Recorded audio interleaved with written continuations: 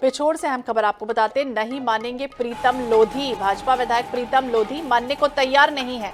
थाने में प्रतिनिधि नियुक्त करने के बाद फिर बयान जारी किया है। मैं हर विभाग में प्रतिनिधि नियुक्त करूंगा, प्रीतम लोधी कह रहे हैं। मैंने वो कार्य शुरू कर दिया है, चाहे थाना हो, चाहे विधि विभाग हो, चाहे वो कृषि हो, हर विभाग में प्रतिनिधि बनाएंगे ताकि पूरी पिछोर विधानसभा विधायक प्रतिनिधि के तौर पर देखी जाए। मैंने चुनाव के समय प्रतिज्ञा ली थी कि जो अब पूरी कर रहे हैं। हर कार्यकर्ता और हर नागरिक अपने आप को विधायक समझे। आज तक मैं अपनी कुर्सी पर नहीं बैठा, हर दिन हम किसी को विधायक बना रहे हैं, उसी से मैं निर्णय कराता हूं और पूछता हूं कि कैसा लगा। 30 साल से एक ही विधायक रहा, वही कुर्सी पर बैठा रहा। मैं सिर्फ एक दिन के लिए बैठूंगा, प्रीतम लोधी ये कह रहे हैं।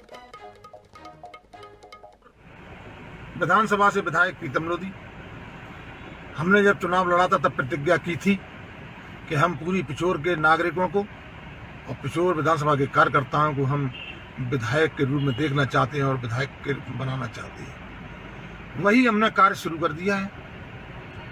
हम हर विभाग में प्रतिनिधि बनाएंगे, चाहे वो थाने हो, चाहे वो मंडी हो, चाहे नगर पालिका हो, चाहे वो कृषि हो, चाहे बिजली विभाग हो, कोई सा भी विभाग हो। हम सारे विभागों के प्रतिनिधि हमने बना दिए हैं और कुछ रह गए हैं, कुछ और बनाने हैं, ताकि हमारी पूरी पिछोर विधानसभा विधायक के रूप में देखी जाए। हर कार्यकर्ता, हर विधानसभा का नागरिक अपने आप को विधायक समझे, तभी तो नंबर 1 विधानसभा बनेगी। प्रीतम लोधी ने उसी दिन ठान लिया था और विधायक की कुर्सी पर आज तक प्रीतम लोधी नहीं बैठा है। डेली हम पर डे प्रतिदिन एक विधायक बनाते हैं और उससे निर्णय कराते हैं और फिर उससे अनुभव के बारे में पूछते हैं। और इसी विषय पर हम बातचीत करेंगे। प्रीतम लोधी खुद हमारे साथ जुड़ के विधायक है। बहुत बहुत स्वागत है प्रीतम जी आपका INH 24/7 पर। और क्या चल रहा है, भाजपा विधायक प्रीतम लोधी मानने को तैयार नहीं है क्या कहेंगे? जी, मैं हर विभाग में प्रतिनिधि नियुक्त करूंगा, ये आपका कहना है। आखिरकार इसके पीछे की कोई वजह है, कोई ऐसा मायने निकाले जाएं जिस तरह से आप ये कह रहे हैं?